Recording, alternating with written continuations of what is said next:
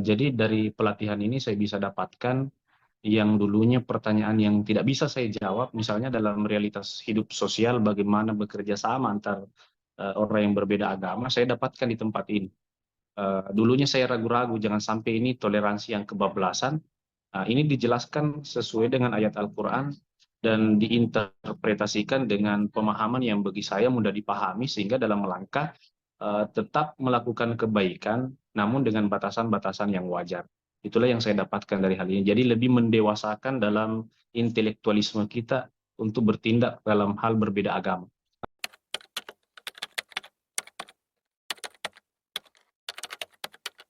Sebelumnya saya hanya berpikir bisa tidak seperti ini. Contoh misalnya, bisa tidak kita bekerja sama dalam hal kemanusiaan, misalnya apakah kalau mereka misalnya di luar agama bersedekah, apakah kalau misalnya kita yang bersedekah kepada mereka, bukankah itu membantu untuk membangkitkan, menguatkan, dan seterusnya. Nah, dalam pelatihan ini dijelaskan bahwa eh, bedakan urusan keyakinan dengan urusan kemanusiaan. Urusan keyakinan kita berbeda, tapi urusan kemanusiaan orang yang tidak beragama sekalipun harus sama demi memberikan apa ya, kualitas kehidupan yang baik bagi orang-orang yang ada di sekitarnya. Sering saya menganggap seperti itu, ternyata itu adalah sebuah kebaikan, sehingga saya menarik sebuah kesimpulan, memang betullah hal seperti itu. Ibaratnya sebuah emas, emas itu berkilau, emas itu mulia dan bercahaya, tapi emas itu tidak bisa bermanfaat bagi tanah yang ada di sekitarnya, bagi tumbuhan yang ada di sekitarnya. Kalau ada emas, maka tumbuhan akan mati.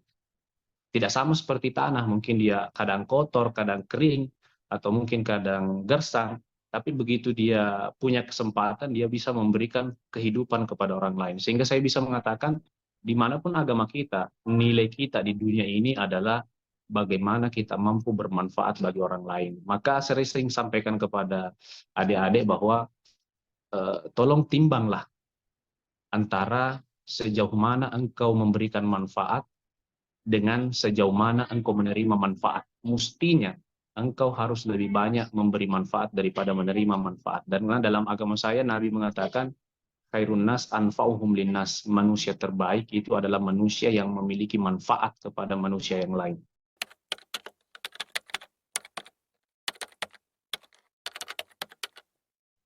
Bismillahirrahmanirrahim.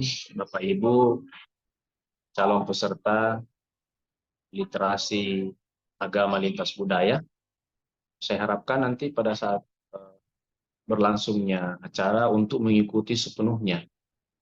Karena disinilah kita bisa mengetahui apa persamaan antara agama yang kita yakini dengan agama yang diyakini orang lain. Karena kebanyakan orang di dunia modern ini itu hanya langsung menjudge.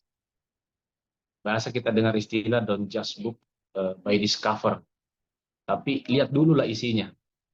Nah, karena setelah engkau melihat isinya, barulah engkau bisa tahu bahwa oh ternyata ketika saya buka sebuah mangga yang matang, isinya itu manis. Ketika saya buka buah yang lain, pisang misalnya yang matang, ternyata buahnya pun manis. Artinya apa?